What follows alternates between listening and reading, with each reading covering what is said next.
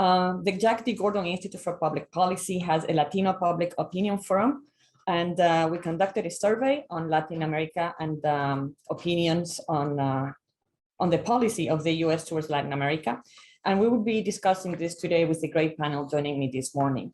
Dr. Eduardo Gamarra will make the presentation of the survey, and then we'll open for our commentators here and for you in the audience as well.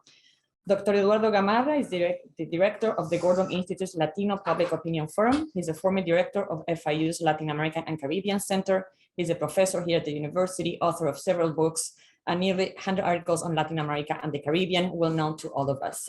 Eduardo, please go ahead, and it's a pleasure to have you here this morning. Thank you very much. I want to begin by thanking everybody here as well. We have a nice audience online and a very nice audience here as well at the center.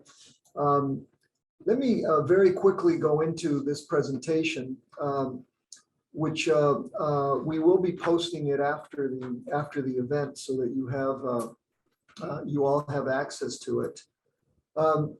Let me just quickly say that this is a poll that we conducted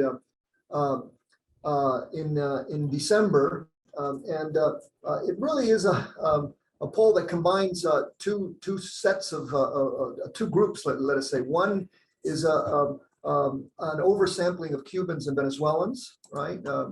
And then a sampling of Colombians, Nicaraguans, Mexicans, and Puerto Ricans, sort of taking into account that those are the largest groups of Latinos in the state of Florida. All right, so this is, again, as I was saying, the idea was to try to poll the major groups of Latinos in Florida.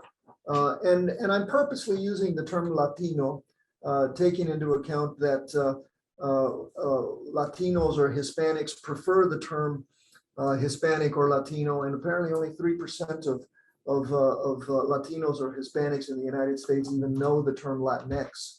So I'm making the choice of using the term Latino for this presentation. The margin of error on the poll is 4.4%. Okay, and the way we recruited them, we used registration rolls. And we also used online panels to recruit this sample. Okay.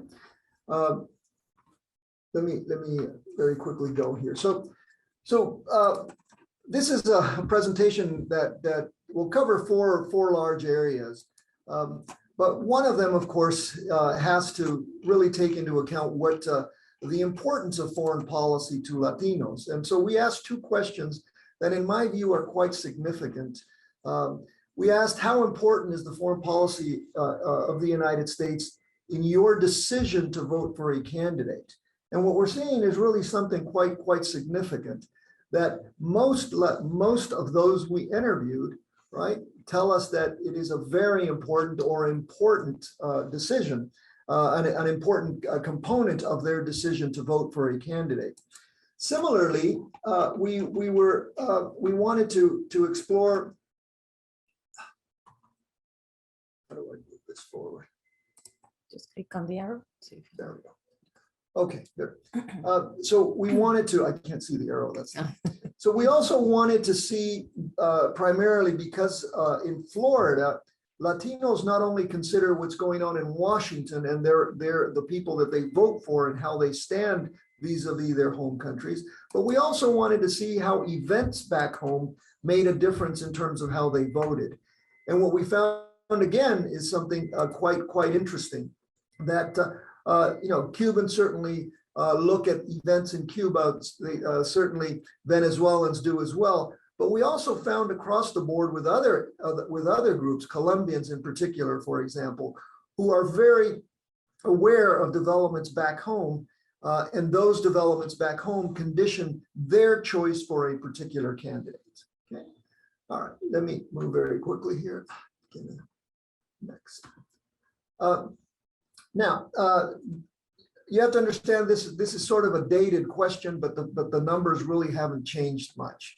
Measuring approval for President Biden, among these groups, and again, there's a fairly better approval rate than he has with broader groups, because this takes them well into the 40s.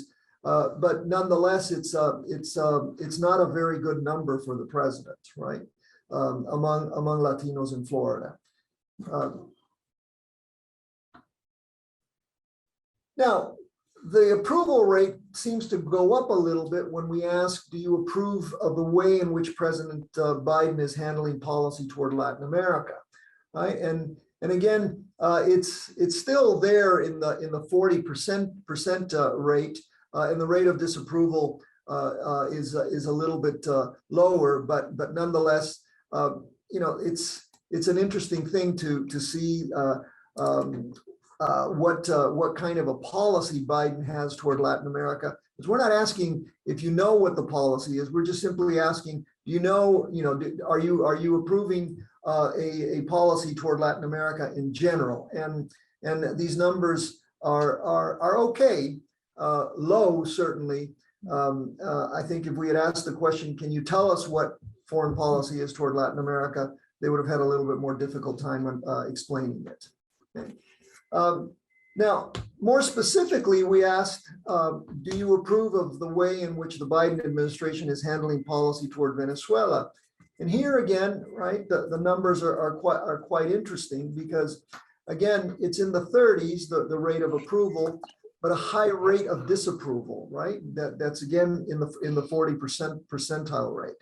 Now, we did the crosstabs with the different ethnic groups, and those are in the broader presentation. So you're able to see, for example, how Venezuelans stand on this, how Cubans stand on this, and you'll see that Venezuelans, Cubans, and Colombians pretty much stand together on all of these variables.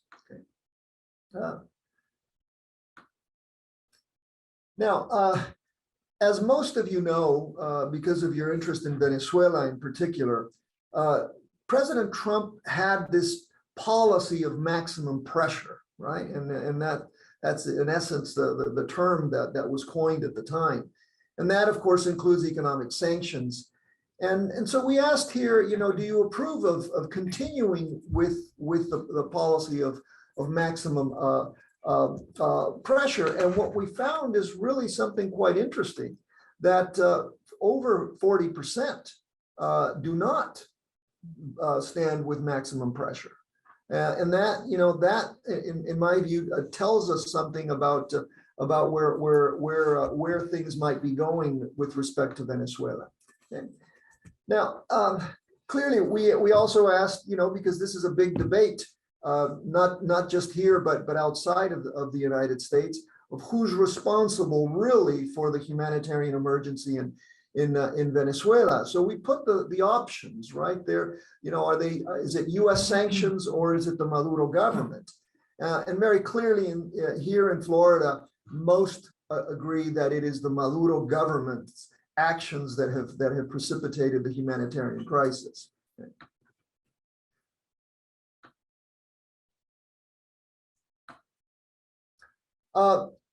Again, this might be a dated question. Again, taken into consideration that in December, this was still sort of a relevant option, right? But we asked if there was a support for the process in the peace process in the negotiations process in Mexico. And again, very large disapproval of this option. Not that it's going to go anywhere, but certainly there is no real support for that. Okay, now we also asked, whether the policy of individual sanctions. So one thing is the maximum pressure logic, right? But here we're talking about the individual sanctions against individuals. Some of the individuals mentioned here, right? We put the specific names, and this tells us a little bit, I think, about where the sentiment is among Latinos here, and again in the crosstabs you see, especially among Venezuelans, right? That sanctions take a while to work, and they don't meet expectations. And or even fail, right? They're well below expectations.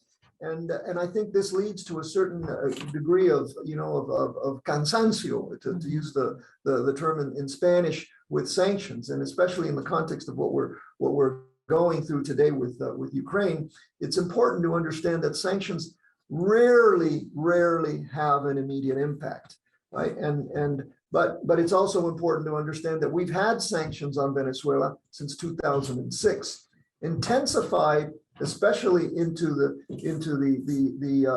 energy industry under Trump, but certainly still, right? The whole logic of sanctions doesn't seem to meet the expectations of this group we surveyed, right?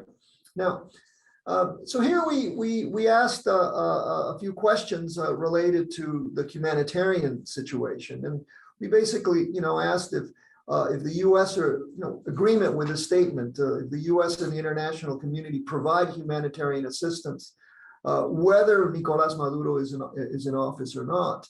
And you can see here that it's over 50% that people believe in humanitarian assistance, regardless of whether Maduro is in office. And to me, this is quite an interesting result. Frankly, we were expecting a much higher level of disagreement with this statement. Okay. Now, and so then we posited some scenarios, right? If the Maduro government was prohibited from managing or accessing oil revenue, would you agree or disagree with an adjustment of the economic sanctions, especially on the oil sector, if you could use that revenue only for humanitarian assistance? Again, it's a hypothetical, but a lot of support for this, almost 60% support there, right? So quite a significant readiness, I think, for people to accept humanitarian assistance to Venezuela, right? And then this is the final slide. I promised I would be very brief so we could get to the discussion, right? And this one is an interesting and relevant one. And by the way, I didn't send you this one. Yeah, it's good. So, but in thinking about it, I thought it would be interesting for this morning's presentation. So, do you agree or disagree with the following statement? Sanctions have enabled Russia to more than double its oil exports to the U.S. to both fill the vacuum created by the oil embargo and the needs of U.S. refiners. Do you agree with this statement? And look at this. It's a fairly high rate of agreement with this, and I think it also tells you something about some policy options that we might be facing in the very near future. So let me end there. I promised that I would be only 10 minutes. So I think I've kept my promise, and I'm more interested to see the reactions by our commentators who have the full presentation except for this final slide. Okay, thank you. Thank you, Eduardo. If you stop sharing, then we, unless people want to have it there. So to continue with this conversation, we have 3 stellar speakers or commentators this morning. I will briefly present them and then maybe ask each of them their reaction to your presentation, and then maybe we can go into some more detailed discussions about the presentation. So here with us this morning, we have Dr. Fabiana Perera. Dr. Fabiana Perera is an assistant professor at the William Perry Center for Hemispheric Defense Studies. She's a non-resident fellow at the Modern War Institute at West Point, former Rosenthal Fellow at the Office of the Secretary of Defense. So thank you, Fabiana, for joining us this morning. Also with us is Joshua Goodman. He's here with us in presence at my first hybrid event at FIU. I don't know how I feel about this. I think it's great. Joshua is the Latin American correspondent and Andean news director at the Associated Press and has served as chief bureau for Colombia, Venezuela, and Panama. And online with us is Diego Aria. Diego Aria is deputy director for strategic development for the Atlantic Council at the Adrienne's Arsht Latin American Center. He has spearheaded the creation of the portfolio focused on promoting a stable and peaceful transition to democracy in Venezuela, has overseen the creation of the Venezuela Congressional Fellowship, launching the Center for Network of Venezuelan Women Leaders and the formation of the Venezuela Working Group. So thank you, Diego, for joining us as well this morning. So first, I think I want like a quick reaction, maybe a 5-minute reaction to the survey, and what do you think, and what are your first reactions when you saw the results? And maybe we'll start with you, Fabiana, then Diego, and Joshua. So go ahead, please. Thank you. And thank you very much for inviting me to participate. I will share that with the people that are there in person and ones that join on Zoom that this is a rare instance where the reward for participation came first. The reward is that we got to see the survey before it was released. It was very rewarding indeed. It was really, really interesting. So I have just 3 things that I wanted to highlight, my first 3 impressions. The first is the value of the survey because of the oversampling of Cubans and Venezuelans that was already commented on. In the United States overall, Cubans and Venezuelans combined make up fewer than 5% of the Latino population, which in turn turns out to be a very, very small percentage of the overall American population. And I will disclose that I am counted as part of those people. I'm an American citizen that was raised in Venezuela. So the value of getting more nuanced about the opinion of Cubans and Venezuelans is that they do constitute a more significant percentage of the Florida electorate. And I don't have to tell you about the importance, the political and electoral importance of Florida. So I do think that this survey is timely and really filling a gap in an area where there is limited information. My second observation, something that struck out to me, was that even though a great majority, 60%, 60 point something percent, said that foreign policy was very important or important to them when considering a candidate, when asked to rank the most important problem facing the United States today, foreign policy came in at just 1.2%, which shows is consistent with what we know in the literature about American public opinion and American voters. It's always going to be the economy, no matter what's happening, even in the middle of the war. If people, not just the economy, but what's called the pocketbook calculation of the economy. If you personally feel that your own economic situation is worse off than before, that's how you tend to judge the economic picture overall, no matter what the Department of Labor or the Department of anything says about the trends in the nation. So I thought it was very, very interesting to see people so passionately indicate that foreign policy was very, very important, and then have them rank it consistently with how we know that voters think. The third point that I thought was interesting was that Venezuelan voters appeared not to be a very homogeneous group. In my mind, prior to reading the results of the survey, I think of Venezuelan people in Miami as being anti-Maduro and very strong in their position towards a stronger U.S. policy in response to the situation in Venezuela.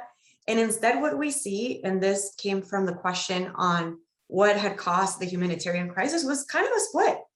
A lot more people blamed U.S. sanctions than I thought would. I thought we were going to get 100% Venezuelans placing the blame on Maduro, kind of consistent with what we saw in the Cuban group, which was very strongly blaming Maduro for the humanitarian crisis. And instead, we saw a not insignificant percentage of people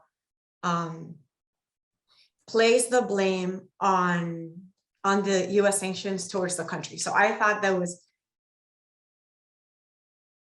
very, very interesting, and look forward to discussing more of this. Thank you, Fabiana. Maybe Diego next. Eduardo. Thank you. Hello, everyone. Thank you first, as Fabiana did. I want to thank FIU and the Jack Gordon Institute for the invitation. Thank you for sharing this. This poll is super timely and insightful. So a couple of reactions on the poll. We at the Atlantic Council conducted a poll at the beginning of 2021, only targeting Cuban American and Venezuelan American, and it was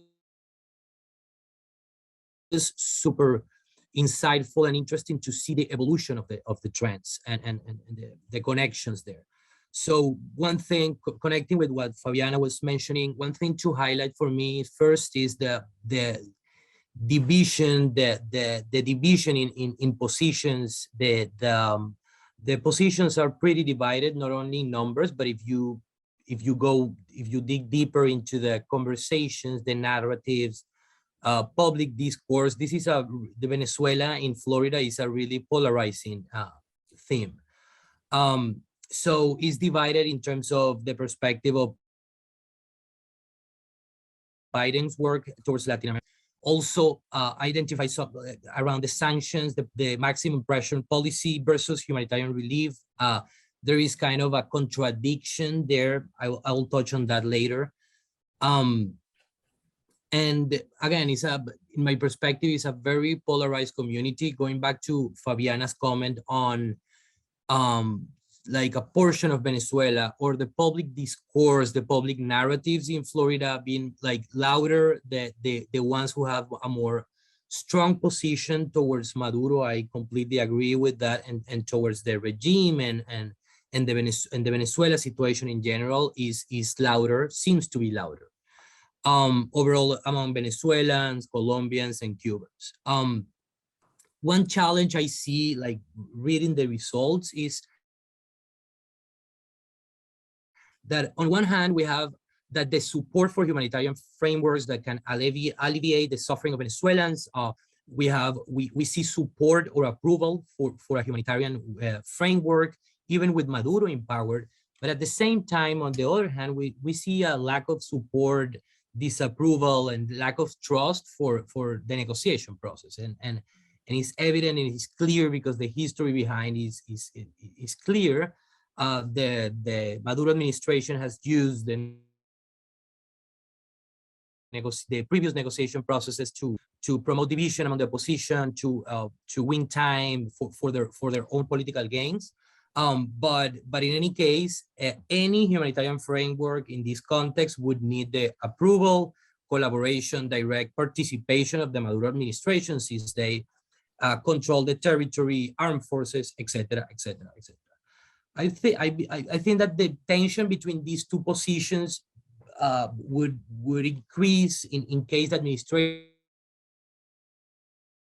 is considering a change in policies and considering options, would increase polarization and potentially disinformation around these topics. On the other hand, second point I want to mention is this poll was conducted at the end of 2021, and of course we're in a different landscape, in a different situation. Situation changed entirely. So a couple of points there. First, connecting to Fabiana's point of the interest in foreign policy. I mean, I think that the importance of foreign policy right now for voters has increased significantly. Second, we are like still in early stages of this conflict, the Russia invasion to Ukraine, and the scenarios are like wide still, but it seems that this could bring a new renewed attention and geostrategic importance for the U.S. of the Venezuela situation beyond Florida. So yes, for Florida, it's very important, the Venezuela situation, but right now it is possible that Venezuela gets prioritized beyond the conversations around Florida. Because of a couple of reasons. First, touches national interest priorities for the U.S., and I'm thinking, of course, about oil.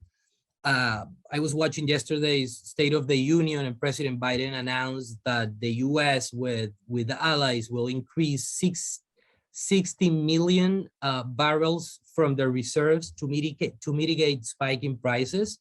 So keeping in mind that Venezuela has the largest reserves of oil in the world, so that is something to take into account. Second, I think that the administration right now is in the process of considering all the options given the potential scenarios that can come from the Russian conflict. And Venezuela would not only be a source for oil, but also it is into the national interest of the U.S. limiting Russia's influence in Venezuela, including the oil. I will let colleagues, including Fabiana, to talk about the military cooperation and the renewed importance that could mean in terms of geostrategic importance. And I will end by saying that also, like, bringing the Russia conflict into this conversation, I think is critical, is the political support, like Venezuela, Cuba, Nicaragua serving as a spoiler to the U.S., undercutting U.S. interests where possible, promoting disinformation. I would like to talk more about this later. Disinformation, promoting narratives within Florida, within the region. And maybe lastly, not only the oil prices, and again, going back to Fabiana's point on the economy, domestic issues, pushing voters to make decisions is the price of gasoline in the U.S. and plus the current high level of inflations, the state of the economy, and the general uncertainty around the future. It puts Venezuela into a higher position in terms of U.S. priorities, U.S. interest. I will end there. Thank you. Thank you, Diego. Very, very important points that I'm sure we will be discussing. Please, Joshua, your reaction to. Okay, well, thank you very much for the invitation. And, I'm looking at the survey, it brought into, for the first time for me, a demonstration of what I think a lot of people have often expected, that there is a strong, let's call it a hardliner approach to foreign policy towards Venezuela in Florida that drives some of the policy making in Washington. And to see the numbers, especially Eduardo, what you said, 60% caring about foreign policy. That's just, that's just not typical. That's way off the charts for American voters. I talked yesterday to, just to get a point of reference, to Luis Vicente Leon, who runs Data Analysis, a respected pollster in Caracas. I wanted to see how your numbers compared to his, and I just offer this up to the group as a point of comparison. But basically, when the sanctions policy and the maximum pressure campaign began in 2019, the oil sanctions, that is, there was a lot more support inside Venezuela for the U.S. policy. But over time, when the hope for a change in the government, some improvement on the ground, as that sort of hope faded, you can imagine that the support for sanctions dropped quite precipitously. Today, 75% of Venezuelans inside Venezuela reject U.S. sanctions. And that is, that was a new poll that he has, that he took at the beginning of this month. And it compares, it's a 10% jump from the last poll he took just in December. Support for sanctions inside Venezuela is now just about 16%. So that's about less than half of what the different Latino groups that you polled show. And I just mentioned that, and then here's another statistic he gave me. 69% believe that the sanctions should be eased because they see them as harming the country or not working. So, what we're seeing is that as the policy has, continued and there hasn't been the desired effect on the part of the U.S. government, the support has dropped. And I just think it's an interesting,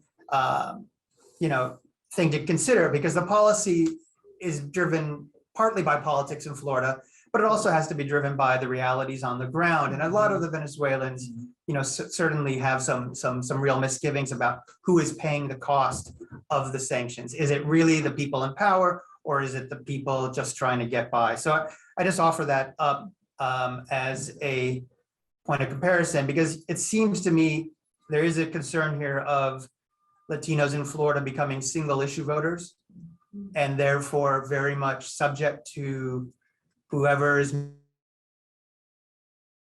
making the best offer. And that's going to drive Democrats and Republicans to cater to that group and not always make what's the best policy. It's what makes most political sense, but not necessarily the best policy. So I think that's something that certainly the Biden administration, and this connects with Russia very clearly, because concerns of the Florida electorate are going to diminish, presumably, and the policy, the maximum pressure policy towards Venezuela will also, I would think, ease, just by virtue of the fact that now they're staring at a national security problem that affects the pocketbooks of every 330 million Americans who have to put gas into their car on a daily or weekly basis. So it'll be interesting to see how much the politics of Florida going forward will drive the policy towards Venezuela, and I guess you could say towards Cuba and Nicaragua as well, compared to those much bigger, broader national concerns. And I think Diego was clearly talking about that, and would love to engage on that too, because there is, I was sort of thinking about this in 2014 when I was living in Venezuela. The Venezuelan opposition was completely deflated when Kiev exploded at the same exact time. And there was sadly a larger loss of life, if I'm remembering correctly, in Kiev, and it sort of stole the thunder of a lot of the energy that was on the streets in Caracas at that time. And I was just thinking, listening to Diego, how ironic it is now that sort of Ukraine, or Putin, however you want to characterize it, is sort of returning the favor, because there are major foreign policy implications for Venezuela and U.S. policy towards Venezuela in what's happening right now in that part of the world. So maybe we can leave it for that for now, but it's an interesting topic for sure. Yes, thank you. Yeah, I think it's there's so many different topics that we could discuss, right? Like when you're talking about the single issue, I think of those Latinos who are not Cubans, Nicaraguans, or Venezuelans. The survey also polls Puerto Ricans, and their issues are different. So Florida is it's such a melange of different Latinos that is very, very interesting to see the reactions and your comments. So maybe I just want to remind the public who are online that they can post their questions on the chat, and that we'll get to them. And before I get our audience here, I'm sure we'll have some questions as well. Let's bring a little bit of that international context, what's happening around the world, and especially the Ukrainian situation. I know that Gamarra, Eduardo, you mentioned the sanctions and the maximum sanctions versus sanctions to individuals, and it takes time, and how people perceive that, they're working or not, and would they have an impact. And on that, it seems that I would like to hear more of your reactions on that, on the effectiveness of the sanctions. And this is for the group to think and maybe, discuss among ourselves. We have seen the sanctions against Cuba, against Venezuela, and now we're seeing them, imposed in Russia. But at the same time, it would seem that in a way would benefit Venezuela because of the oil prices going up and the more revenue for the government. Do we think that we need to reassess or rethink the U.S. sanctions against Venezuela? Is there room to, and you kind of alluded to that just a little bit, is this the moment for the Biden administration, for the U.S. government to think on revisiting the sanctions? What do you think? Well, let me provide some facts, because I was looking at this issue for my reporting in these recent days, and I think I found a lot of stuff that I didn't know, and maybe this group, since we're all very interested in Venezuela, would care to know. It's a very unique situation. You're right, the oil price would potentially benefit Maduro, except that the production has cratered so much that really the benefit is somewhat dented. But the issue that has to be looked about specifically with Venezuela and Russia is that Russia is PDVSA's banker today. They, the numbers that I have is that they sell about $2.5 billion of oil to Russia every year, or last year, I should say. And of that amount, about $1 billion of that came back in the form of liquid cash. And I think literally in some cases, cash brought on planes to keep PDVSA operating. So this is not an insignificant ally that's being cut off. More specifically, one of the banks that, and I'm not going to even attempt to pronounce it, I think the initials are PSP though, one of the banks that were sanctioned by the Biden administration last week is the preferred bank of PDVSA in Russia. So that bank now is cut off from basically the Western, financial industry. And, on top of it, there's, tons of Russian investments in Venezuela's oil sector. Rosneft is a big player. So, it's hard to see how they're going to adapt to this. Russia's obviously going to have to prioritize its national industry and its national interests. How much energy and, extra cash they're going to have on to really help the Venezuelans is a big question mark. And I don't think, the Venezuelans have really woken to that reality. The only thing I will say that they have going for them, though, and this is very important, is that even though they seem to have aligned very squarely with Putin, President Putin and Maduro spoke yesterday, apparently at Maduro's request, according to the Russian media reports. The U.S. can provide a much needed and welcome for Maduro lifeline should, they go that route. I don't know that Maduro wants that. And I think the US probably wouldn't give it away for free, but very clearly, if they're worried about, the prices at the pump here in the United States, Venezuela can be brought back online. It'll take some time. The Gulf Coast refineries are tailor-made to receive Venezuela's heavy crude. So, that is actually a clear path that they have going forward. And, politically, I don't know how that actually comes about. I mean, it's clearly, it would seem to me that Maduro would need to go back to the negotiations in Mexico, maybe release some of the American prisoners that are held in Venezuela. But, it's not so dire for him as you might initially believe, by virtue of the fact that the US now has an overriding national interest to boost supplies any way they can. And Venezuela, Venezuela is not invading its country, its neighbors. There's obviously lots of problems. And but I think there was already a lot of discomfort in the Biden administration with the previous administration's policy. And so this might provide some political cover for them to be a little bit more aggressive and sort of shun the Florida politics a little bit and go for something that, 330 million Americans might more easily understand. Right. Thank you. Fabiana? Yeah. I disagree slightly with the comments. I think that the situation with the oil prices and the shortage of oil production right now highlights how important it would have been for the United States to consider this 5 years ago, 10 years ago, 15 years ago, 20 years ago, to think about a precarious position we would be if Russia were to take the actions that it did. At this point in time, I don't think the Venezuelan oil industry is going to be able to increase production in a way that would significantly impact oil prices. Before he passed away, Ramon Espinaza, who was for years the chief economist of PDVSA and the architect of the opening of the oil sector to the private industry, he estimated that it would take the Venezuelan oil industry 1 year and $10 billion of an investment for every year that Chavez had been in power. So even if you start in the year 2000 to 2022, we're talking about 22 years and a number I can't even fathom in my head to bring oil production back to a way that would be significant, that would really have the kind of effect on oil prices that we're hoping. This view is repeated somewhat in Francisco Monaldi from the Rice Institute, Rice University's Baker Institute, comments today to, I think it was Bloomberg. I guess in summary, I would say I'm a lot less optimistic about the capacity of the Venezuelan oil industry to respond quickly, and kind of angered at the fact that we did not consider this as a possibility in the United States at a time when it would have had the significant impact that you were just describing. So though I'm normally a glass half full kind of person, today, unfortunately, I am not. Thank you. And Diego? Thank you. I'll have to triple disagree. So to your question, I think that first, every crisis brings opportunities. And I think that inaction shouldn't be the policy.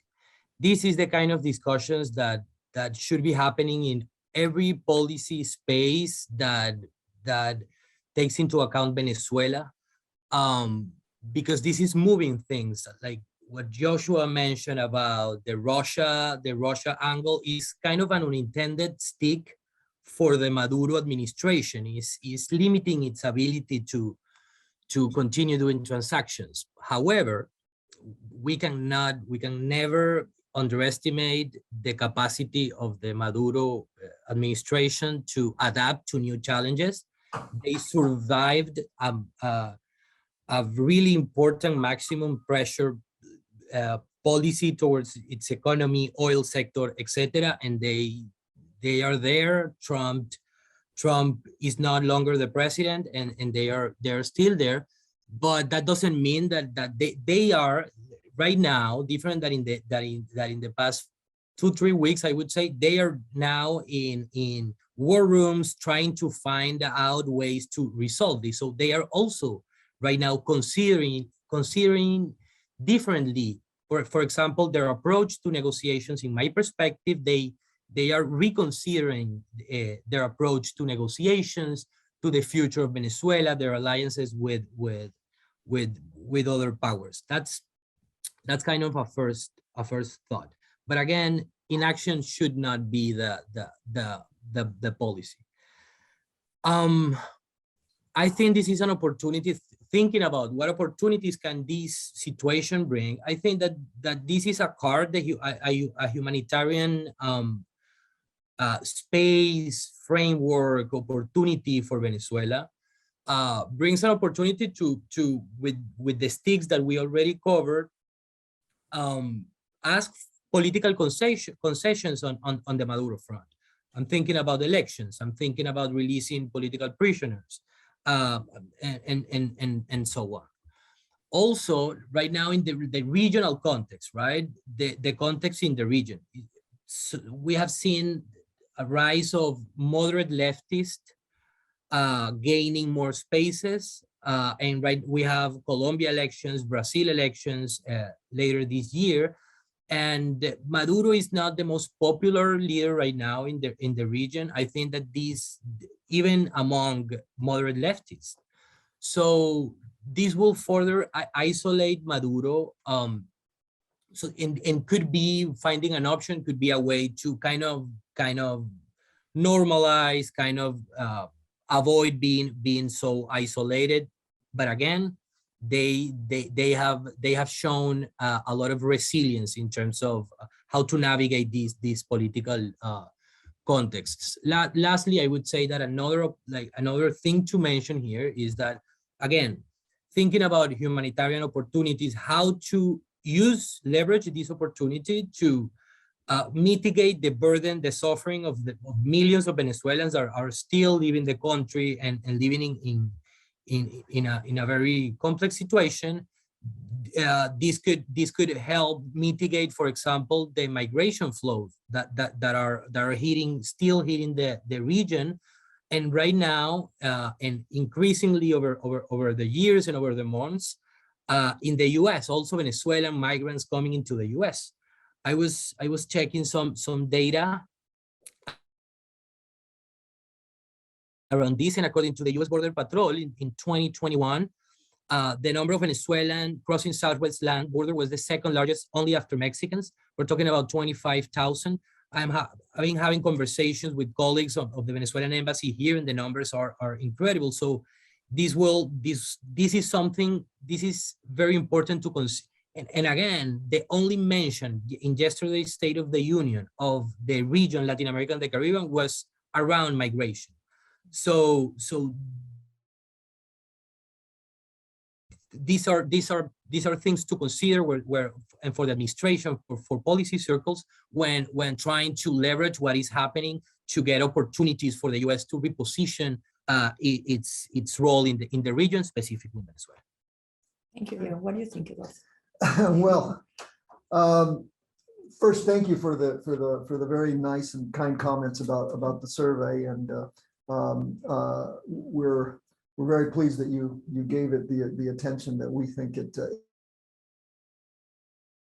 merits. Although we probably should have done this about a month ago when it was. But let me just take this particular issue and say something that look, the world changed a week ago. And I don't think we're quite aware of the magnitude of the change that has occurred.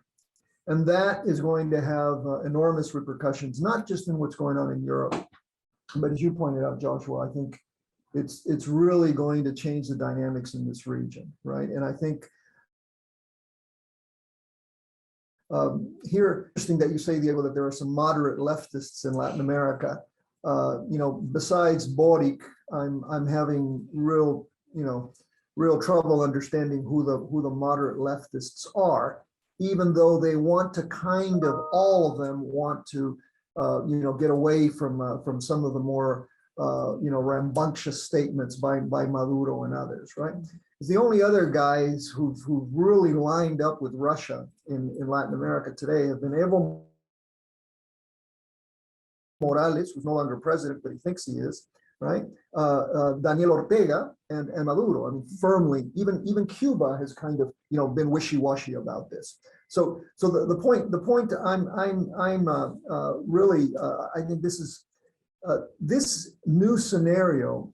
I think to borrow from you, Diego, inaction should not be the operating word here. And I think one of the things that the U.S. will not, Americans won't tolerate is high oil prices. And in the polarized context that we have in this country, we've sort of explained oil prices by the Biden administration's decision to not do the pipeline and to redirect the productive capacity of the United States. And so what are our options nationally here? I mean, we're not to go back to the pipeline, to the Keystone pipeline, also takes time. It'll take 40 years at least. Yes, to intensify fracking, right? That also takes a little bit of time. So inaction is clearly not something that we can do here. Releasing, I think it was 30 million barrels. US, yeah. Yeah. So 30 million may cover the demand for a couple of weeks, right? I mean, it's probably not going to cover more than that, and it'll stabilize the price. But I think Americans will not have the appetite to pay for $8 a barrel, regardless of whether we remain a single issue voters in this state. And so here, this is where I think the discussion that you all have had is very interesting. Might this be an opportunity to seriously consider a more geostrategic approach to Venezuela, a more geostrategic approach to the region as a whole, that might include lifting of the sanctions, right? With some clear, alternatives as well, right? Either you release the prisoners, either you democratize quicker, et cetera, and we will lift the sanctions. But I think much more has to happen in the next couple of weeks for us to get there. Because I don't think that the U.S. for the moment is going to apply full-blown sanctions on Russian oil, right? We're still getting about 7% of our oil from Russia, even in the middle of this conflict. So unless we go full-blown with sanctions against Russia, and if we do, then we really are going to have $8 a barrel at the pump, and I think the national appetite for that is very, very small. So yeah, I was thinking when Diego, you were mentioning the opportunity.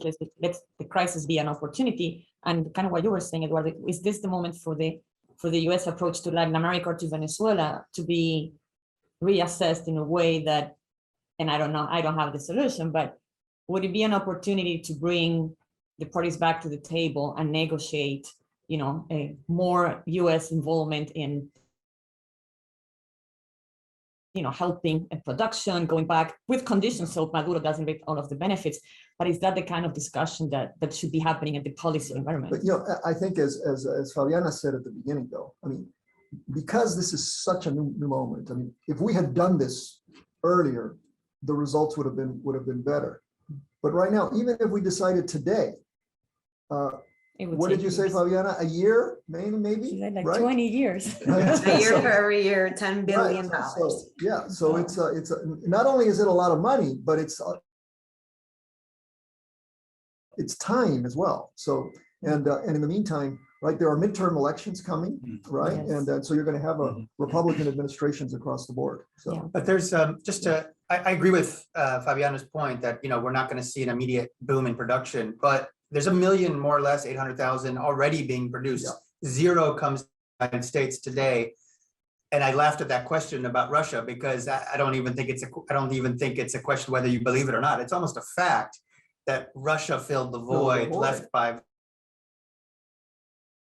Venezuela.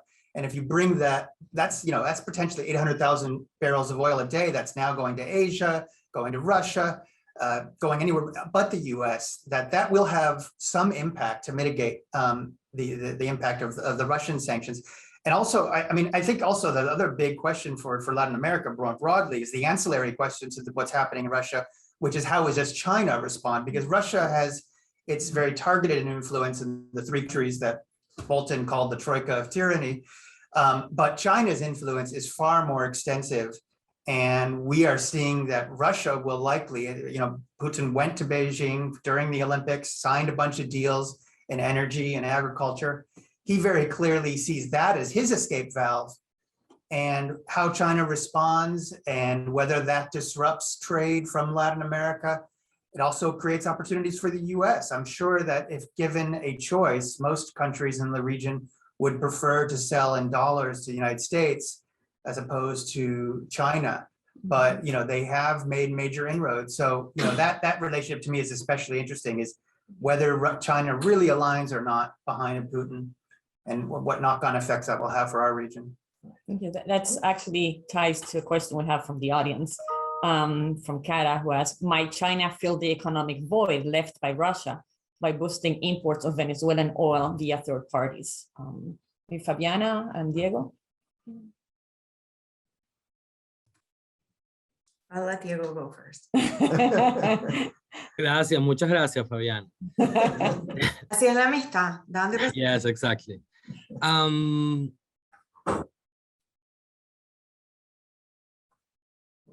I mean, as I said before, thank you, Cara, for your question. As I said before, I think that whatever it takes for the Maduro administration to fill voids, they will do in a transparent way and in a not transparent way.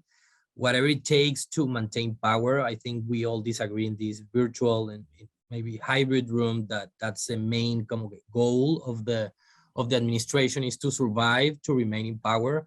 So the question, another question that I don't have the answer to is, would China have the willingness to continue compromising resources, providing loans to Venezuela?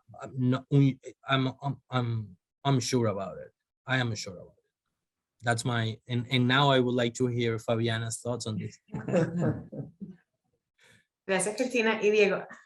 I like the question because I think it reminds us that even though we're seeing a resurgent Russia, like an empowered and aggressive Russia that might remind us of the Soviet Union, we're not in the bipolar, like what in international relations theory we call the bipolar world of the Cold War. We're in a much more volatile and complicated situation, because even though Russia is not active in this conflict, I think we can agree that it's also a state with aspirations to play a larger role than it currently is. And I think even thinking about China and what it could do, and I do not know the answer to this question, I'm going to let time answer it for me. I have no idea how they're going to try to position themselves in the region, given the situation with Russia. But I think we would do well to remember that China continues to be a player, and that this is not, there is not a possibility for a Cold War type pick Russia or the United States situation in the year 2022, because there's a third player, and the third player fundamentally changes the international relations dynamic. Now that we're more broadly talking about oil, I also want to take this opportunity to bring up something else that worries me, which is completely outside of the scope of the survey, but because we're talking about oil, I'm going to mention it anyway, which is the possibility of Guyana, or Guyana, as I grew up saying, Guyana, significantly increasing their production. We know very well, everybody in this room knows about the well-known relationship between dependence on oil and autocracy.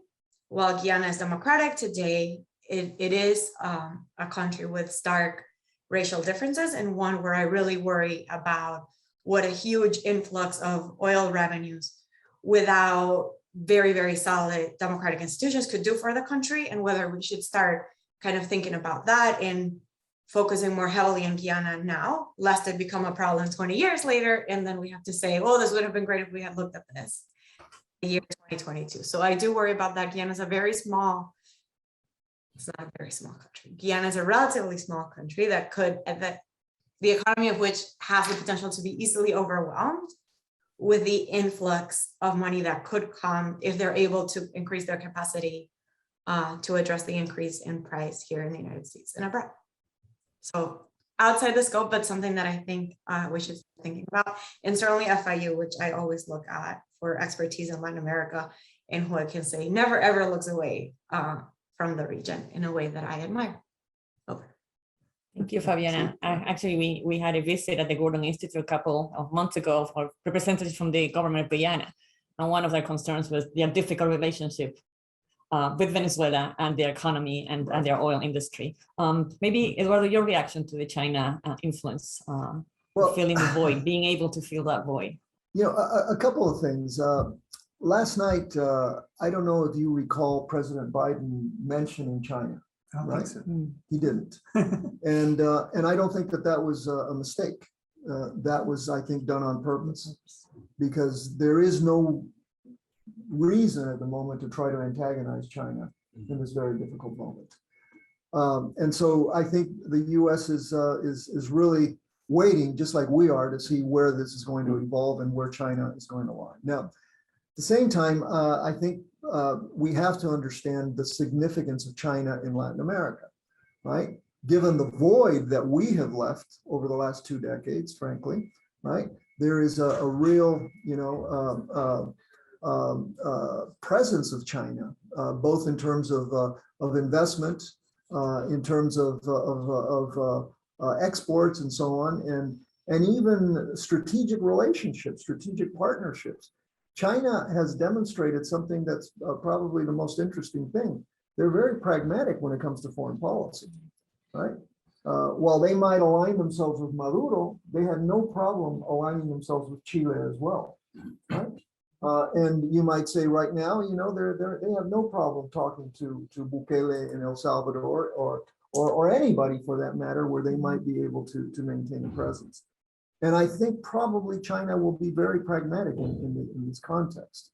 And they'll be pragmatic because they've put a lot of investment into Latin America that they don't want to lose. And so again, I'm gonna wait a few more weeks to see where China sits on this. But I think I'm betting on China's pragmatism, especially in what respects, to Latin America. Can I add to that? Expect pragmatism from the countries themselves too. This is the end, and many people think of the post-Cold War world and now the emergence of a multipolar world. I mean, I think everyone saw that Bolsonaro and Alberto Fernandez, in the middle of the tensions, went to Russia, and then Fernandez, of course, went on to China as well. It was also brought to my attention, and I'm glad to say I was not around for this, but maybe one of the older folks can tell me. When Jimmy Carter imposed a grain embargo, apparently on the Soviet Union, Argentina rushed to fill the void and had made a bonanza profit from selling grains. So, I think for the region, these are countries that have, for the most part, and even in the countries that are going through some tough times, for the most part, they have democratic DNA. They were formed as independent countries around the same time as the United States. They believe in the ideals of constitutional democracy. That's going to be tested because there are going to be some economic windfall opportunities. And I don't think we can just assume, we've seen, generally speaking, an outpouring of support in the region for the people of Ukraine, but I don't think we can assume that going forward, countries like Argentina and Brazil, major grain producers, aren't going to also look out for their own national economic and strategic interests. And that won't always necessarily align with the United States. So the US can't assume, the US has to be active in the region, shoring up support and making their best pitch, because we know that China has made its best pitch over, basically uncontested, over 20 years. Russia is less significant in the region as a whole, except for Venezuela and a few other countries. But the China issue is a major one, and the pragmatism of the region shouldn't be overlooked. I saw Bukele was out there promoting Bitcoin already, and now that the Russians are basically blocked from bank accounts in Switzerland, even, and Monaco and London, maybe they're gonna pour into Bitcoin, and he was almost sort of inviting them to do so, it seemed to me. But this will be very interesting to see how it plays out. Yeah. If I can just add to your, and I think your reference to the older folks in the room was to me. Well, you can educate us. I don't know the history. I would point you to a very good book written by somebody I went to school with, Aldo Vax, who teaches at Skidmore College. He wrote a book called Discrete Partners. which was basically the relationship between Videla and Brezhnev, right? Oh, wow. And it was, you know, I mean, this is the cold warriors of South America, and, you know, right smack in the middle of the Brezhnev era. And the exchange was, you know, it was grains for technology. Argentina was really pushing under the military to develop nuclear technology. Yeah. So pragmatism is, you know, characterizes the right and the left. And right now, frankly, it's not a question of right or left, right? I mean, trying to understand Russia as a right or left thing, Russia is a fascist state, right? I mean, if anything, it's way on the right. I mean, it identifies with white supremacists for crying out loud, right? So it's very hard to understand this in terms of right or left. And that's why the Latin American left, those who are still supporting Putin, are really way out there in left field because they, you know, they're supporting some of the, you know, what's going on, which is essentially war crimes. Yeah, you saw Boric was very strong, for example, Very strong. against Putin. Right. Yeah, and actually Fernandez was highly criticized for kind of trying to be, Right. you know, tibio in the Right, middle of the way and not And really remember that condemning. there's a very large Ukrainian population in Argentina. Yes. So it's I you know, I'm still betting for pragmatism by the Chinese, and hopefully you're right, and some pragmatism by the Latin Americans as well. We shall see. I want to ask the audience who's here if any of you have a question before I go back to the chat. So Evelyn, please, Yes, hi. maybe speak up so we can. Yes, my name is Evelyn Perez-Verdia. I'm the president of URMAS, and speaking about Latin American policy and foreign policy being domestic politics in Florida, and speaking about mis and disinformation.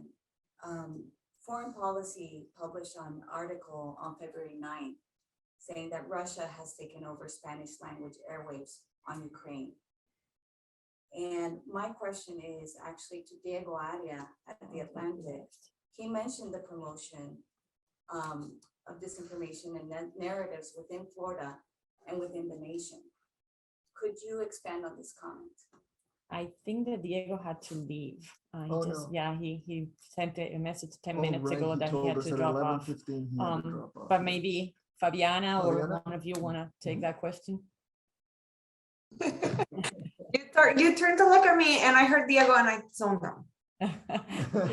Apologies, but I'm very honest about that. Yeah. Can I say something about Argentina and then? No, the question was on the misinformation campaigns and how Russia has kind of taken over misinformation campaigns in the Spanish-speaking media in both Latin America and the U.S. and they're playing a significant role in influencing public opinion. Yes. The answer is yes. And while we've seen other countries, Canada yesterday announced that they're not going to let RT broadcast on the air anymore, and other countries taking, Google, I think, also announced, Facebook, Instagram, Twitter, that they're going to demote RT in their search results. I have not seen a similar effort from Latin America. And in fact, RT is an important content provider for many news outlets in Latin America.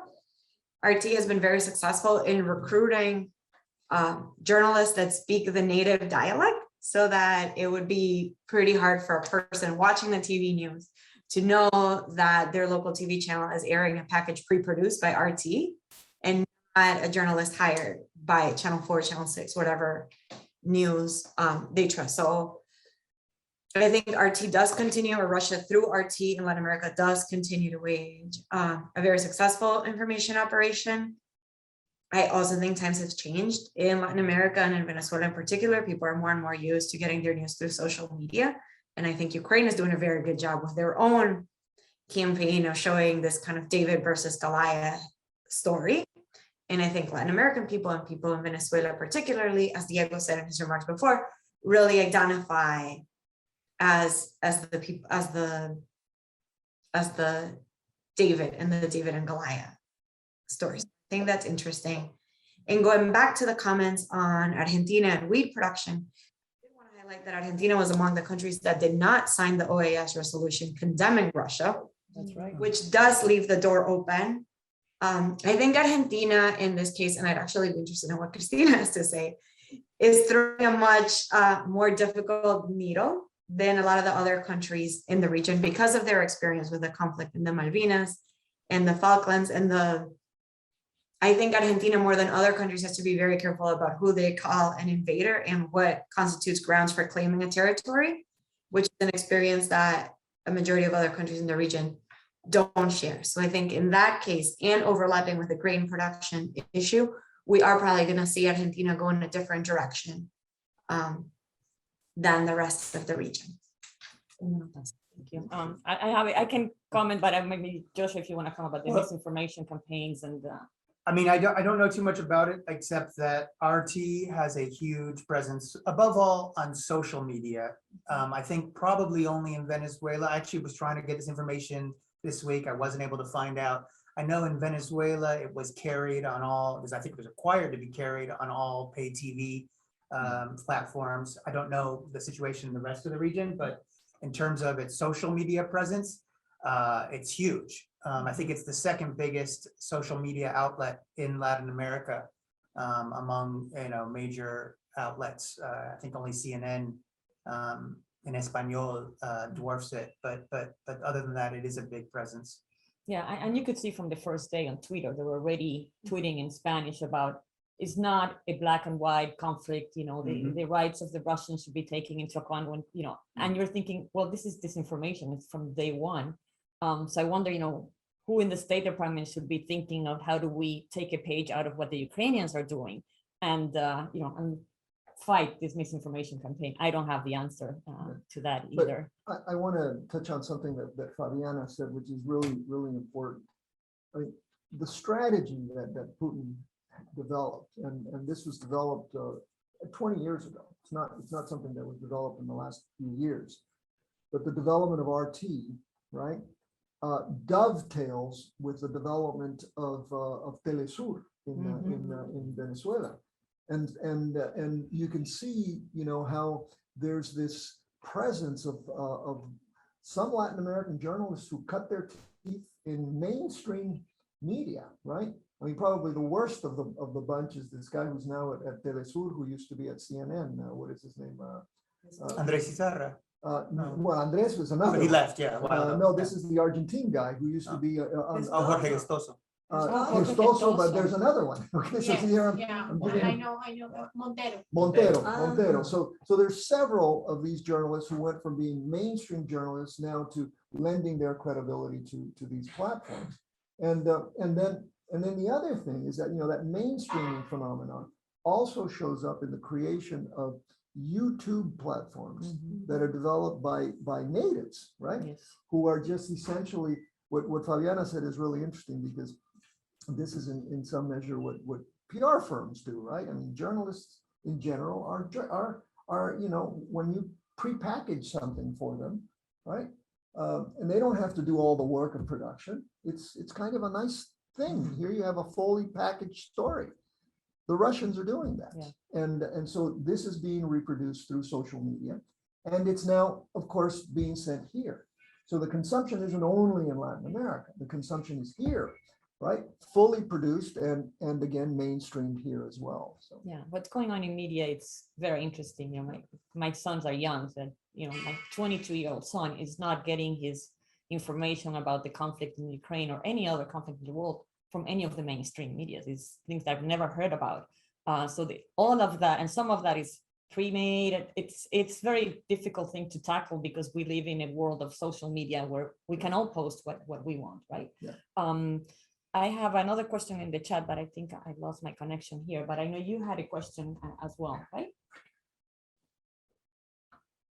No? No, yes, but in Spanish. Yes. Llevando un poco de agua al molino de Diego Area, pienso que un punto clave es el tema de la polarización. En el sentido de que en Venezuela se dan subpolarizaciones, por supuesto, una polarización básica entre el régimen dictador de Maduro y una oposición democrática. Ahora bien, dentro de la oposición democrática hay una polarización que al menos tiende a ser una muy fuerte, muy radical, y otra que da ciertas concesiones.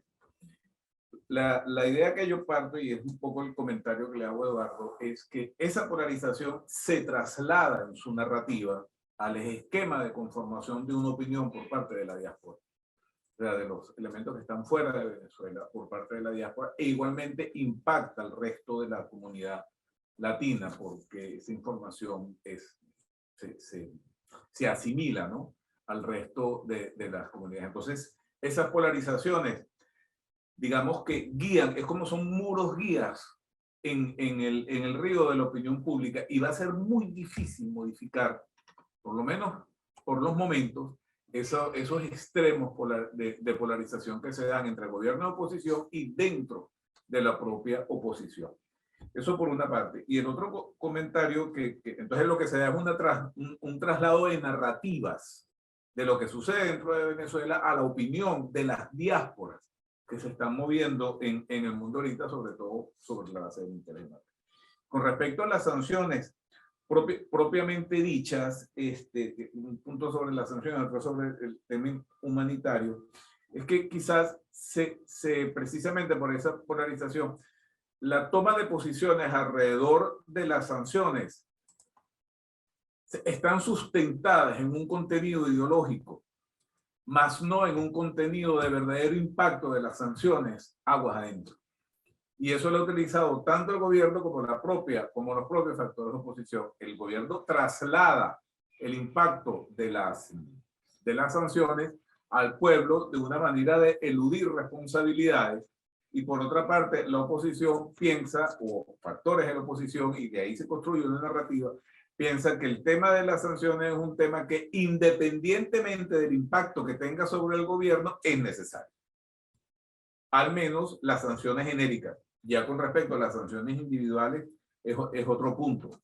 Y para finalizar, con el tema de lo humanitario, ahí hay tres posiciones. Hay una posición por parte del gobierno, que en un primer momento la rechazó, en un segundo momento se está haciendo el de la vista gorda, con respecto a la llegada de la ayuda humanitaria, como una aceptación velada, se pudiese decir.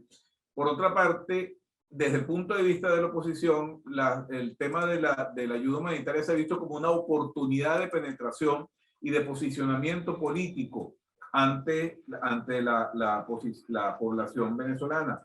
Y en un tercer punto, ahí viene lo complejo, es otro elemento que analiza la ayuda humanitaria, es la sociedad que la ve como una esperanza de posibilidades de ayuda. Entonces vemos todo el entramaje, y dentro de ese aspecto, como bien señalaba Diego, está el tema de las polarizaciones que juegan y dividen opiniones aguas adentro dentro de la estructura social de Venezuela. Eso era lo que quería decir. Reactions?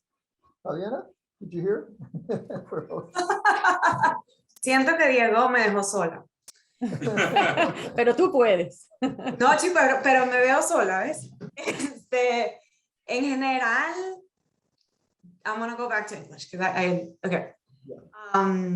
In general, with the situation in Venezuela and humanitarian assistance and the sanctions, to bring it back to the survey, I'm gonna be really interested in seeing whether, if we repeat the questions on the sanctions and the effectiveness of the sanctions on Venezuela in a few months, if we get a different reply.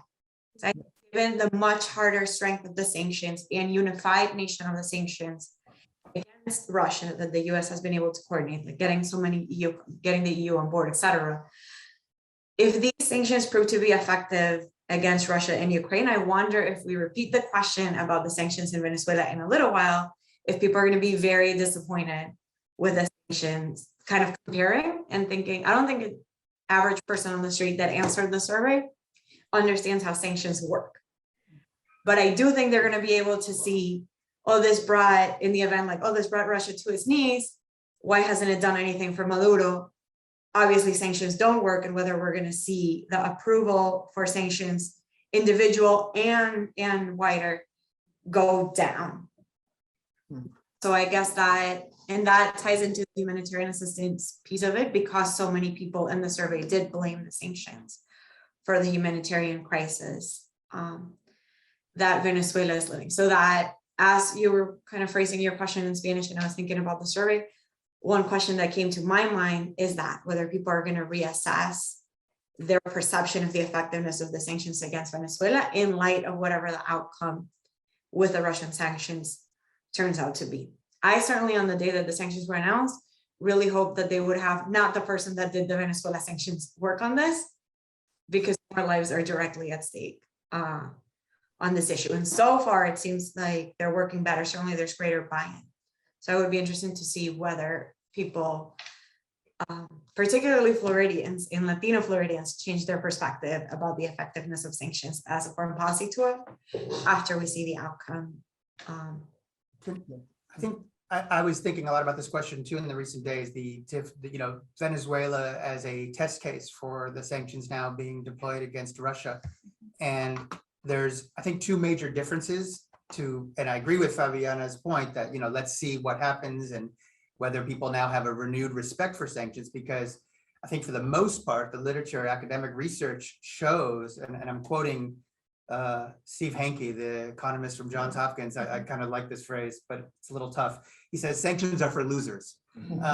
And he basically means, they basically produce the inverse effect. People rally around the flag, they prop up strong leaders, and there's, a nationalistic just rejection of anyone trying to interfere and basically conduct what is economic warfare. There are two differences, though, that I wanted to mention between how the Venezuelan sanctions were applied and how it appears so far these sanctions are being applied. The strength and the international coordination, the unity of the effort is not, we didn't see that in Venezuela at all. In Venezuela, it was drip, drip, drip.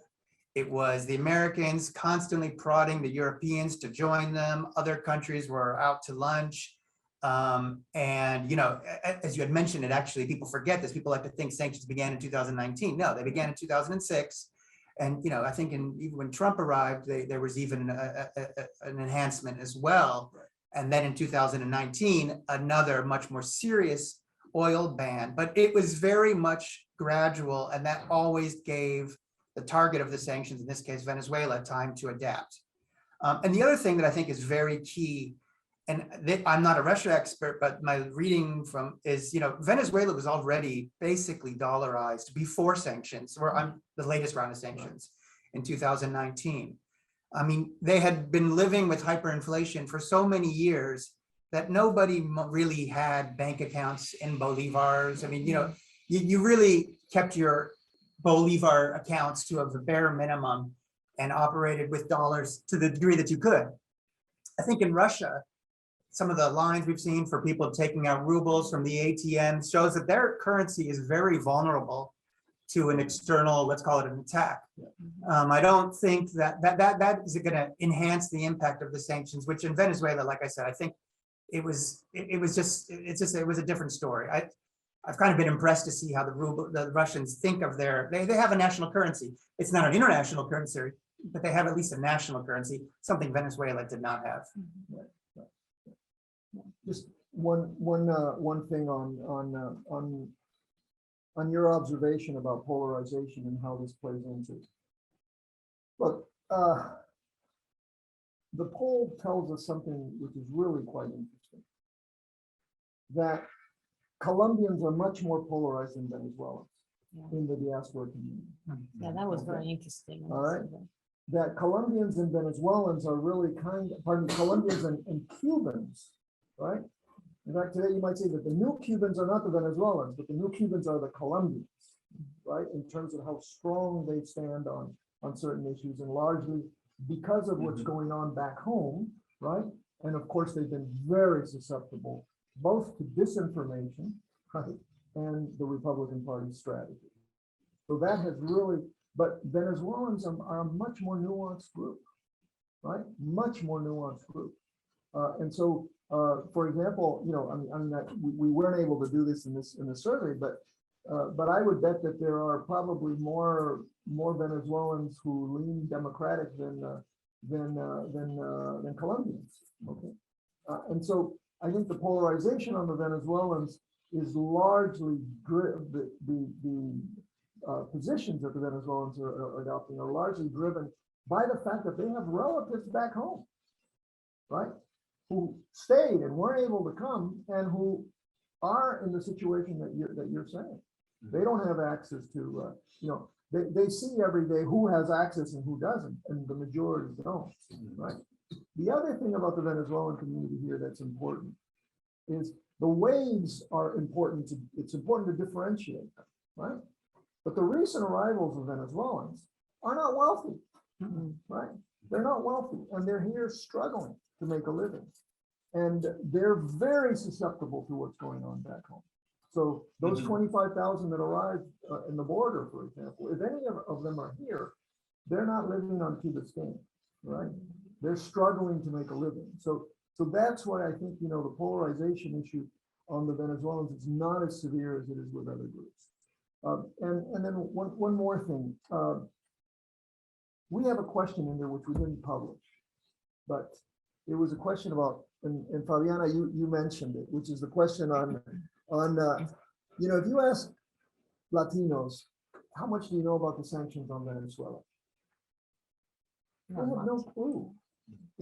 Puerto Ricans, the least knowledgeable, frankly, rightly so, but even among Venezuelans, when you ask them how much do they really know, they don't know much about the sanctions. So they can't differentiate between what's for the petroleum industry and what are the individual sanctions, right? So I think it's important to know that as well. But Fabiana, we're all for doing another survey, Yeah, I think it'll be worth it. And now that you mentioned the migration issue, I'm wondering how that's going to play out too. Like, I am hopeful that if it comes to the United States, we'll receive Ukrainian refugees. And I wonder how what the perception of the treatment of Ukrainian refugees is going to be vis-a-vis the perception of treatment of Venezuelan refugees and Cuban people coming from Latin America in general. We've already seen reports that in Poland, this is not playing out great, that there's unfavorable treatment to Africans crossing, trying to leave Ukraine, not even to go to Poland, but to go back home. So I wonder, in the event that we do take refugees, which I hope we do, what the perception from Latinos is going to be regarding that. So opportunities for surveys. And I also kind of am curious, I don't know if you asked questions about immigration, but this is, if you were to, Mexicans, especially Central Americans, that would be a much bigger issue to them than policy towards Venezuela. And, I wonder, the media is pretty guilty of this, is every time there's an election of referring to the Latino community as like itself a single block. Right. And as we know, the Latinos of Florida and South Florida are very different than the Latinos of Los Angeles. And I think that was exemplified by the decision by the Biden administration to basically bring the Summit of the Americas to Los Angeles and not to Miami. They seem to be also tiring of the single dominance of these foreign policy issues and want to elevate some of the voices, which are perhaps less politically influential, because California is a blue state. It always appears to be it's going to be a blue state. So the issues of immigration don't, perhaps a more sympathetic view of the immigration policy doesn't get as much play in Florida that it would in California. And I think it's understandable that they did this in some ways to punish South Florida.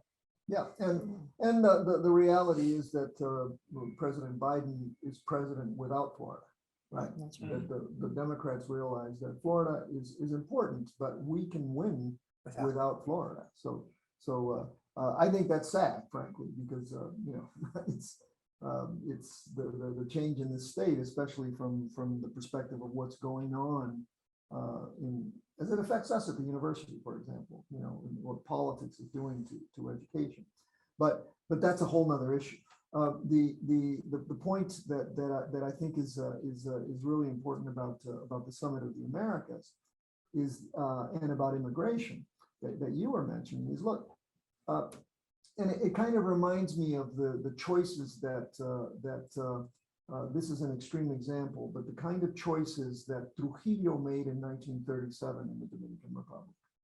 While he was slaughtering Haitians on the border, he was accepting Jews, and that got him a PhD at the University of Pittsburgh, right? An honorary one. I'm a graduate of Pitt, so But the Ukrainians are whites, right? And so there's going to be I hate to say this, but I think the real dilemma with Latin American migration continues to be that these are non-white immigrants. So it may be a lot easier to accept Ukrainians, but that's going to create tensions, I think, for us in those of us who follow any of these immigration trends.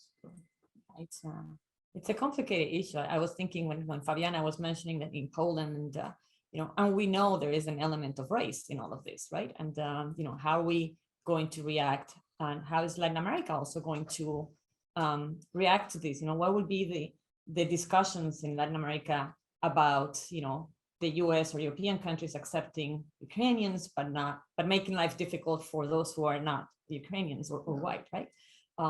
But I wanted to go back, if I may, real quick, on this comment of polarization and this nuanced Venezuelan diaspora, because I think it's very well reflected on the survey on that questionnaire. Would you be considered? Do you think humanitarian aid should be increased, but what do we do with the sanctions? And I think that in a way reflects what you were saying, Eduardo, that the diaspora is different, and these different waves of people, very much like the Cubans, those who came first are more, hardcore, no kind of negotiations, and those who are more recent immigrants thinking, well, my family is being impacted by the sanctions, they should be lifted. So I think that, the survey reflects that, and as you were saying, Joshua, the Latinos is not just one group of people. Those of us who are from the Southern Cone have a different view of the conflict, and maybe we think there should be more involvement from Latin American governments in trying to find a solution to Venezuela, and they're not doing it. So there are a lot of different angles to this topic, right? Yeah, I want to acknowledge Michelle Manat, who sent a comment to clarify some of the things that we were saying, and she says that that the decision to make the Summit of the Americas to hold the Summit of the Americas in Los Angeles was because of the relationship between the White House and the mayor. So, and I think that probably had a large dimension to it. But I think also it's we were very involved in the Summit of the Americas here in Florida. We argued for the FTAA and everything else here. So it's a disappointment for us not to hold it here. But again, maybe political relationships are more important as well. I'm sure they are, but it also reflects, I think, the Biden administration's goal to de-link these issues of Venezuela and Cuba from a broader engagement with the hemisphere. Yeah. So, I'm sure relationships matter in every decision, but obviously Miami was always going to be a strong candidate. Maybe I would argue the front runner, because this is where the Summit of the Americas began. And my reporting is that this was a deliberate decision, maybe also based on relationships, but they want to emphasize that Latin American policy will not be defined by just Venezuela, Cuba, the traditional issues that matter here in Florida. Yeah, agree. Michelle says that I agree and acknowledge that it was unkind to Miami. But kind of to those of us who get to travel to Los Angeles to attend. Yeah, and I think they also want to have a friendly crowd, and this is, at this point, politically, it's not a friendly state. Senator Rubio was not in the State of the Union, and the governor, declined to send to Florida to support security for it. So, it's not a friendly state. And as you said, they could win without Florida. So. But I think, I don't want to say they can or can't win. I don't know, but they do appear to be throwing in a towel at precisely the time where I think their chances actually may be improving. And it's nothing to do with the migration of Latinos. It's the migration from I'll call them norteños, people from New York, New Jersey, who are from blue states during the pandemic. I forget the numbers, but it's over the top. And it is going to shape the demographics of this state and dilute some of that Latino vote. So you could argue that they're looking at the rear view mirror and ignoring a trend, which I think actually will be potentially favorable to Democrats. Yeah. There is a question from Samuel. I know, Samuel, you posted it before, but I lost connection. So Eduardo, if you can scroll up on the chat, we have a question from Samuel about the economy in Venezuela. And there I go. Should a more nuanced view be taken into account where some US sanctions and the action of the Maduro government are hurting the political and I need to go down.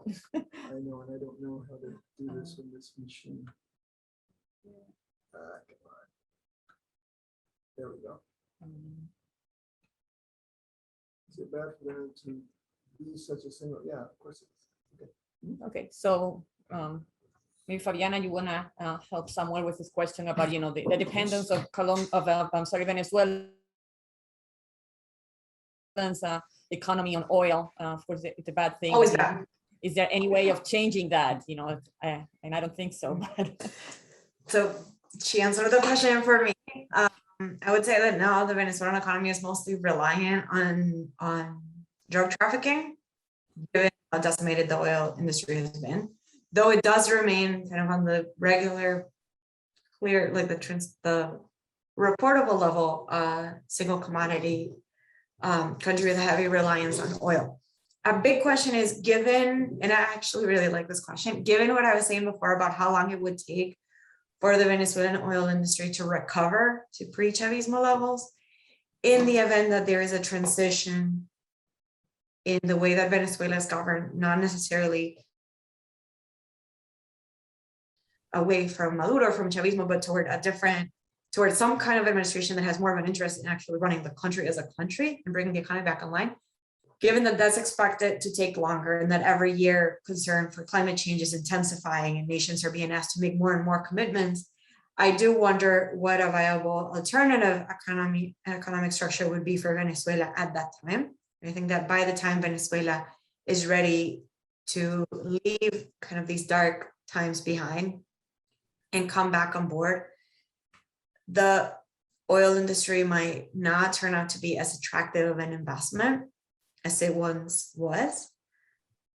And then Venezuela is going to have to reconsider what other industries it could focus its economic energy towards. Venezuela does have, my kind of initial thinking on this is that it does have an extremely blessed geographic position, having as it does coast on the Caribbean and the Atlantic and being so close to the Panama Canal. So maybe there's the potential to develop further the shipping industry or to some degree tourism, though that probably will take longer to come back than the oil industry. So I agree with the question, or what was implicit in the question, that being overly reliant on oil has always been problematic for Venezuela, even in the best of times, even when the Concorde was flying between Caracas and Paris. It was a problem for Venezuela. It continues to be a problem for Venezuela. And it will be a big challenge for a democratic administration or a democratic government that could come online in a time in the future when oil prices are $20 a barrel, or it could come online in a time in the future when they're 100 as they are now. If that transition happens at the time when they're 20, it's going to be really, really hard for a new democratic leader to show value to the people of Venezuela. So I do worry about that.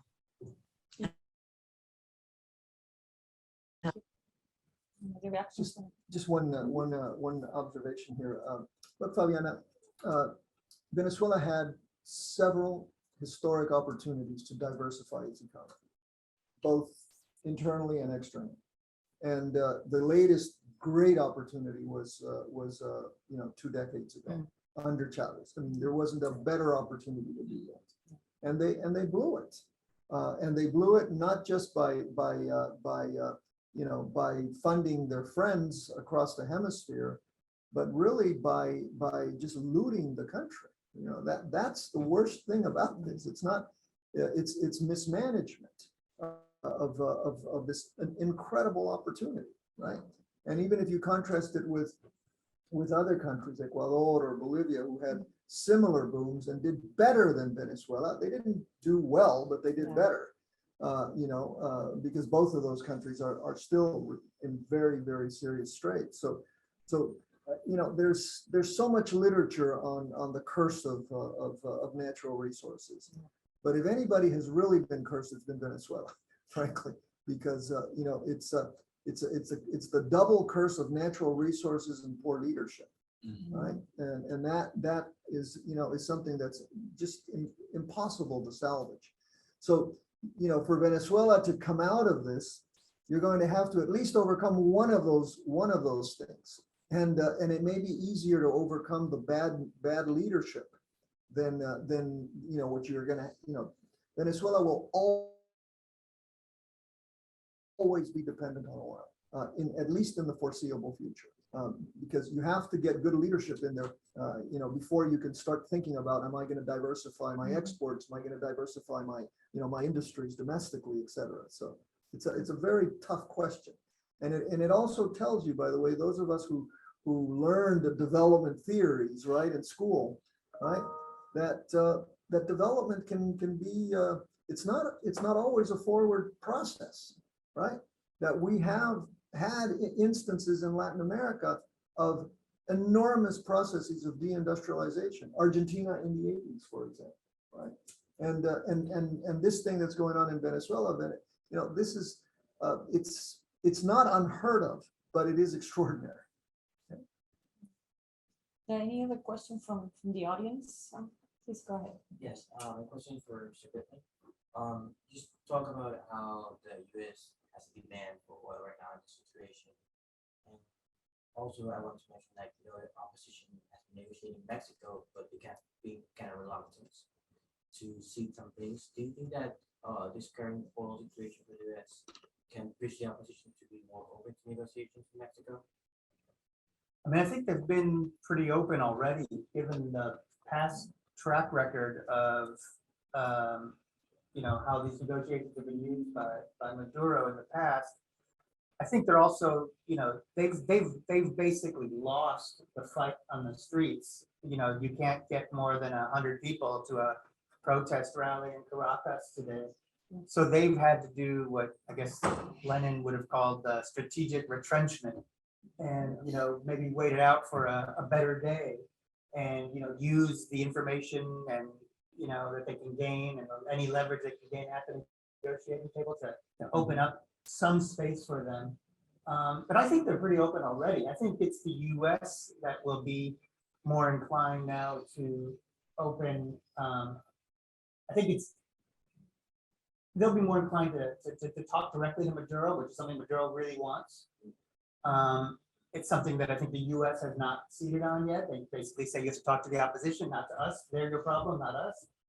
They've been clear, the Biden administration and the Trump administration before it has always said that sanctions can be removed. And I think they're really looking for an opportunity to do that. And now they have a greater impetus because of concerns about oil prices and gas prices in the United States. So yeah, I think there will be greater flexibility on all sides. The question is, will there be greater flexibility on Maduro's side? And I don't know. I think he has to, I don't see him abandoning Putin in his hour of need. Putin didn't abandon Venezuela or Maduro, I should say, when many countries in the world did. So I think loyalty matters to Maduro on the international stage. So I don't expect him to do anything immediate, but maybe as time goes on, he'll start to reevaluate. And like any other leader, they're going to be looking at the domestic situation first.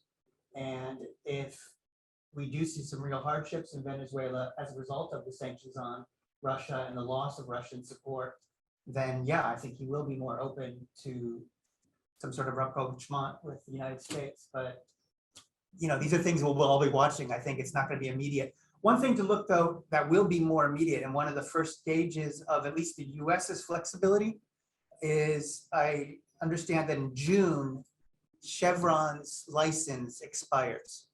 And what they are seeking, my understanding, is to return to a status quo that existed post-sanctions, but not currently, which is allowing them, they're still in Venezuela.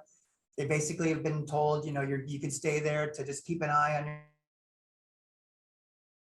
your assets that are joint ventures with PDVSA, but they're not really allowed to export, is my understanding. And it's just basically like a maintenance, keeping the lights on operation.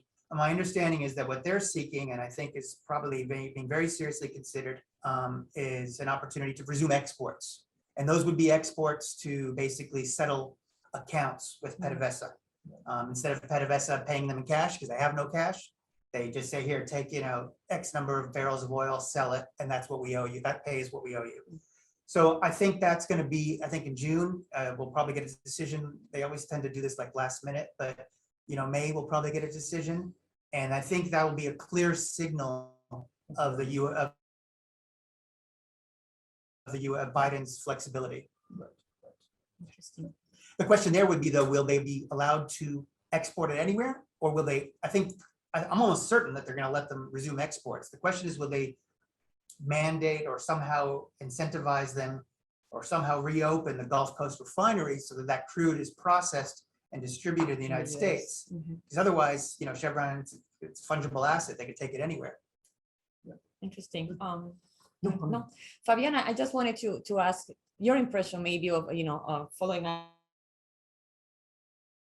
on the youngest question on the negotiations, and how do you, what's your perception? What do you think will happen next? And, kind of linked to the whole discussion of Russia and what's going to happen, and how is Venezuela going to kind of position itself in that situation?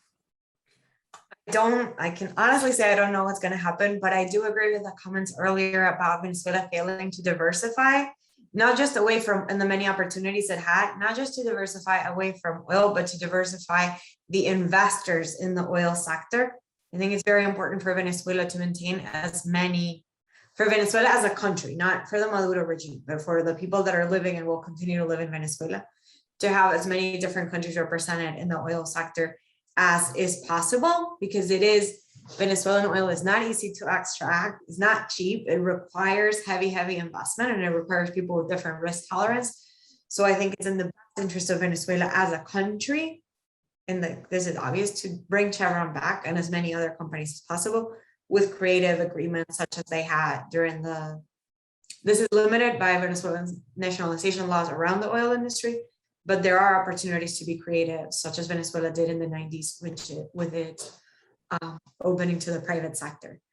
What specifically Chevron is trying to negotiate there, I do not know. I would take their interest in wanting to remain there, in that they imagine that there will be a transition in the future, and they want to be the first ones there, because obviously the day that Venezuela transitions, it's the people that are already there that are going to get the economic payoff from already having their assets in a position in the market. So again, because I am a glass half full kind of person, I want to interpret Chevron's interest as being that they have some kind of special alien intelligence that I don't have, that tells them that a transition to democracy in Venezuela is coming in the near future.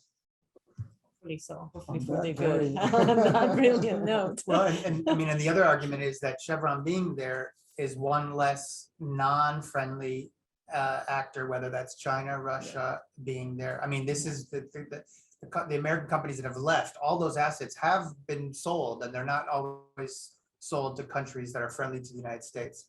So yeah, it's, to be engaged is to be there, right? You have to be there to influence. Unless somebody here has another question, we're running out of time. On the chat, I also don't see any others. So on that note, I want to, thank you all for this discussion. I think we have talked so many different issues and so much that we could still talk about. I mean, we didn't even touch Argentina, Fabiana. That would be another session. And and that's for an idea for the Gordon Institute, a session on the Russia-Ukraine impact in Latin America, and that would be another topic of discussion. One last question for you, Eduardo. Somebody had asked if the survey would be available for the public. Yes. So yeah. Yes, it'll be posted on your website. Okay. So okay, and it should be up by this afternoon, I think. So yeah. So we will have it available for everybody in the audience online, and if not, you can always send us an email, and we'll make sure that to send you the link. So I want to thank you, Eduardo, for this survey. It's been fascinating. Joshua, Fabiana, and Diego, who had to leave us, everybody in the audience, both online and here. I think it's been a very rich discussion, plenty more to talk about in the future. So thank you very much, everybody. Have a great afternoon, and until next time. you too. Bye, Fabiana. Bye, Fabiana. Gracias. Thank you so much. Bye. Ciao. Ciao.